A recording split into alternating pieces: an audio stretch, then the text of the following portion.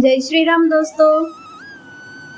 जीवन काल में गिरिराज गोवर्धन का कम से कम एक बार स्पर्श हो जाना सौभाग्य की बात मानी जाती है। गोवर्धन परिक्रमा करने वाले भक्त गोवर्धन जी का पत्थर लाकर घर में भी रखते हैं। इसके पीछे एक बड़ा कारण है। बाल रूप में भगवान जहाँ खेले हो, जिसे उंगली पर धारण किया हो, उस गोवर्धन की महिमा के क्या कहने। गोवर्धन का स्पर्श हो जाना भी सौभाग्य की बात है। जैसे गंगा जी का जल पवित्र है, वैसे ही गोवर्धन का पत्थर पूजनीय। गोवर्धन के पत्थर में ऐसी क्या बात है कि भक्त इसे सहेज कर रखते हैं। आपको गोवर्धन महिमा की ऐसी कथा सुनाऊंगी जो शायद आपने पहले न सुनी हो। गिरिराज गोवर्धन की यह कथा गर्ग संहिता में वर्णित है। गोवर्धन की यह मातम्य कथा स्वयं नारद जी ने राजा बहुलाश्व को सुनाई थी। राजा बहुलाश्व ने सेवा करके नारद जी को बहुत प्रसन्न कर दिया। वह नारद जी के शिष्य हो गए और उनसे ज्ञान प्राप्त करने लगे। नारद जी ने एक बार राजा बहुलाश्व ने पृथ्वीलोक के तीर्थों के बारे में चर्चा आरंभ की। नारद जी ने बताया कि वह वर्ष में एक बार गोवर्धन जी को प्रणाम करने अवश्य जाते हैं। बहुलाश्व ने नारद जी से पूछा, हे देवर्षि, ऐसी क्या खास बात है गोवर्धन जी में? मुझे भी गोवर्धन जी के मातम्य कथा सुनने की इच्छा हो रही है। मेरी जिज्ञासा शांत करें। बहुलाश्व के निवेदन पर नारद जी ने गोवर्धन महिमा सुनानी शुरू की। गौतमी गंगा यानी गोदावरी नदी के तट पर विजय नामक एक ब्राह्मण रहता था। विजय का कुछ कर्ज मथुरा में बकाया था। वही वसूलने वह मथुरा आया हुआ था।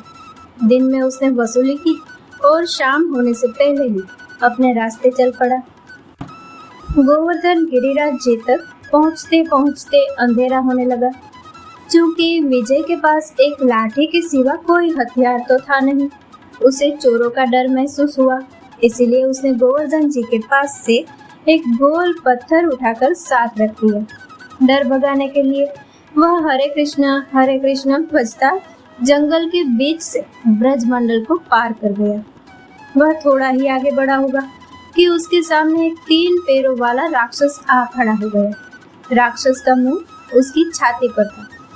एक बांस लंबी उसकी जीभ लपलपा रही थी। वह विजय को निगलने को तैयार था। भूखा राक्षस विजय की ओर लपका। विजय ने गिरिराज जी के पास से गुजरते समय गिरिराज जी का एक गोल पत्थर उठा लिया था। गिरिराज जी के दर्शन को आने वाले सहज ही ऐसा करते हैं। विजय को कुछ न सूझा तो उसने आत्मरक्षा के लिए वही पत्थर राक्षस को दे मारा। विजय को यकीन था कि विशाल राक्षस का छोटे से पत्थर से कुछ होने जाने वाला नहीं। इसलिए पत्थर चलाने के बाद मारे डर और घबराहट में आंखें मूंद ली। कुछ देर तक खामोशी रही। फिर विजय ने जब आंखें खोली तो उसने देखा कि राक्षस का तो कहीं अता पता नहीं है। उसके सामने तो साक्षात भगवान श्री कृष्ण खड़े हैं। अचरज की बात तो यह थी कि भगवान विजय की ओर हाथ जोड़े खड़े थे।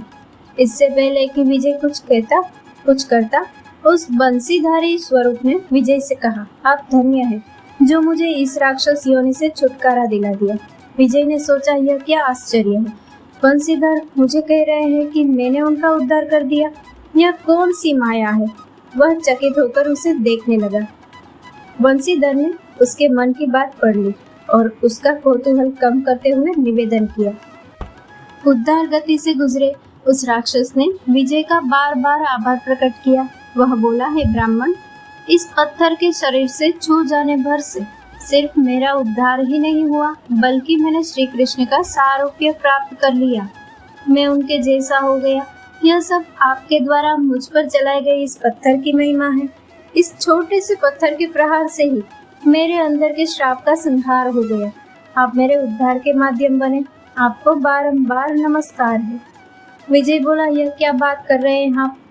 मुझ में उद्धार की ताकत कहाँ? यदि यह चमत्कार इस पत्थर की महिमा से हुआ है तो वह भी मैं नहीं जानता। आप भी मुझे इस पत्थर की महिमा बताकर कृतार्थ करें। ब्राह्मण विजय की बात पर वह कृष्ण जैसा दिखने वाला बंसीधारी बोला, गिरिराज जैसा तीर्थ न पहले कभी हुआ है न भविष्य में कभी होगा। केदार तीर्थ में 5000 साल तप से जो पुण्य मिलता है गोवर्धन पर क्षण भर में मिल जाता है। महेंद्र पर्वत पर अश्वमेध करके मनुष्य स्वर्ग का अधिपति बन सकता है, जबकि गिरिराज जी पर यह यज्ञ करने से वह स्वर्ग के मस्तक पर पैर रखकर सीधे विष्णुलोक जाता है। गोवर्धन परिक्रमा करके गोविंद कुंड में स्नान से मनुष्य श्री कृष्ण जैसे दिव्य हो जाते हैं। उसने विजय को गिरिराज जी की ऐसी 1000 महिमा बताई जो आश्चर्य में डालने वाली थी। विजय ने पूछा, तुम दिव्य रूपधारी दिखाई देते हो, पर तुम भगवान कृष्ण तो हो नहीं, तुम कौन हो? हे स्वामी, मैं एक पीड़ित हूँ। आप मेरे उद्धार के माध्यम बने हैं, इसलिए मैं आपको अपनी आकृति अवश्य सुनाऊंगा। इससे आपको गोवर्धन की महिमा का भी विश्वास हो जाएगा। उद्धार गति को प्राप्त हुए जीव ने अपनी कथा भी बतानी शुरू की। हे पुण्यात्मा ब्राह्मण, मेरी यह कथा कई जन्म पूर्व से शुरू होती है। कई जन्म पूर्व मैं एक धनी वैश्य था। मैंने व्यापार कर्म करके अथाह धन जमा किया। मैं नगर का सबसे बड़ा धनिक हो गया, पर धन होने से मुझ में एक बुराई आ गई। मुझे जुए की लत लग गई। जुआ खेलने की पूरी टोली में मैं सबसे चतुर जुआरी था। मुझे कोई हरा नहीं पाता था। इसी बीच मुझे एक गणिका से प्रेम हो गया, तो शराब पीकर दूत रहने लगा। माँ बाप, पत्नी सब ने मुझे बहुत दुत्कारा। वे मेरा निरंतर अपमान कर देते थे। क्रोध में भरकर मैंने उनकी हत्या करने की सोची और एक दिन अवसर देखकर माता पिता को विष दे दिया। अपने माँ बाप को मार डालने के बाद मैंने अपनी पत्नी को लिया और उसे कहीं और चल बस जाने के लिए फुसला लिया। वह मान गई, तो उसे लेकर मैं चला।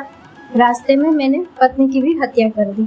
अब न तो कोई धुतकारने वाला था और न ही धन व्यय करने पर रोक टोक वाला था। धन तथा अपनी प्रेयसी को लेकर मैं दक्षिण देश चला गया। एक समय बाद मेरा धन समाप्त हो गया। धन के अपव्यय की लत थी, इसीलिए धन की बहुत आवश्यकता हुई, तो वहां मैं लूटपाट करने लगा। कुछ समय बाद मेरा मन उस गणिका से भी भर गया, तो मैंने उससे भी छुटकारा पाने की सोची। एक दिन उसे भी अंधे कुएं में धकेलाया। उसके बाद मैं लूटपाट करता रहा। लूटपाट के लिए मैंने सैकड़ों हत्याएं की। एक दिन मैं लूटपाट के नियत से वन में भटक रहा था। उस दिन मैं थोड़ा असावधान था। अचानक एक विषैले सांप के ऊपर मेरा पैर पड़ गया। असावधान होने के कारण उस सर्प ने मुझे डस लिया। उस निर्जन वन में कोई मेरी सहायता करने वाला न था। विष के कारण तड़प तड़प कर मेरी मौत हो गई। मेरे कर्म बहुत नीच थे। मेरे कर्मों का दंड मुझे बहुत भयानक निर्धारित हुआ। मरने के बाद 84 लाख नरकों में मैंने एक साल की यातना सही। फिर 10 बार सुअर बन के पृथ्वी पर जन्मा। उसके बाद 100 साल तक ऊंट, शेर, भैंसा और 1000 साल के लिए सांप हुआ। फिर जाकर मैं राक्षस हुआ। राक्षस बनने के बाद मैं एक दिन एक व्यक्ति के शरीर में समा गया। मेरी योजना थी कि रात्रि काल में एकांत पाकर उसे खा जाऊंगा, परंतु संयोग देखिए, वह व्यक्ति तो ब्रजभूमि जा रहा था। इस तरह मैं अनजाने में ब्रज में घुस आया। वृंदावन में प्रवेश के बाद उस व्यक्ति ने यमुना तट पर आकर यमुना को प्रणाम करने के बाद आचमन किया। बस वहां गुप्त रूप में उपस्थित श्री कृष्ण के पार्षद मुझे पहचान गए। उन्होंने मुझे पकड़कर खूब पीटा और इस क्षेत्र से दूर रहने को कहा। किसी तरह बचकर व्रत क्षेत्र से मैं बाहर आया, पर तब से आज तक बहुत दिनों से भूखा था। आज तुम्हें देखा तो लगा भूख शांत होगी। तुमको खाने ही जा रहा था कि इसी बीच तुमने मुझे गिरिराज गोवर्धन जी के उस पत्थर से मारा। गिरिराज जी का कण कण पवित्र है। उस पत्थर के लगते ही साक्षात भगवान कृष्ण की कृपा मुझ पर हुई और मेरा तत्काल उद्धार हो गया। यह सब आपके प्रयासों से ही हुआ है। उद्धार गति को प्राप्त वह सिद्ध जीव अपनी कथा सुना ही रहा था कि तभी एक रथ गोलोक से धरती पर उतरा। ब्राह्मण, विजय और सिद्ध दोनों ने उस रथ को नमस्कार किया। सिद्ध को उस रथ में बिठा लिया गया और रथ श्री कृष्ण के धाम की ओर चल पड़ा। इतनी कथा सुनाकर नारद जी बोले, हे बहुलाश्वर, वह सिद्ध तो श्री कृष्ण धाम को चला गया। ब्राह्मण भी गिरिराज की महिमा जान गया था। उसने गिरिराज की परिक्रमा की, फिर सभी गिरिराज देवताओं के दर्शन किए और घर को लौटा। हे राजन, जिस गिरिराज जी के स्पर्श से ऐसे पापी का उद्धार हो जाता हो, उस महान गोवर्धन के दर्शन पूजन का अवसर मैं कैसे छोड़ सकता हूँ। जो भी जीवन काल में कम से कम एक बार गिरिराज जी की परिक्रमा कर लेते हैं, वे श्री कृष्ण के प्रिय हो जाते हैं। गिरिराज गोवर्धन का छोटा सा अंश भी वैसा ही पूजनीय है जैसे माँ गंगा के जल की हर बूंद। दोस्तों, इस कथा को लाइक, शेयर और हमारे चैनल को सब्सक्राइब करना ना भूलें। जय श्री राम।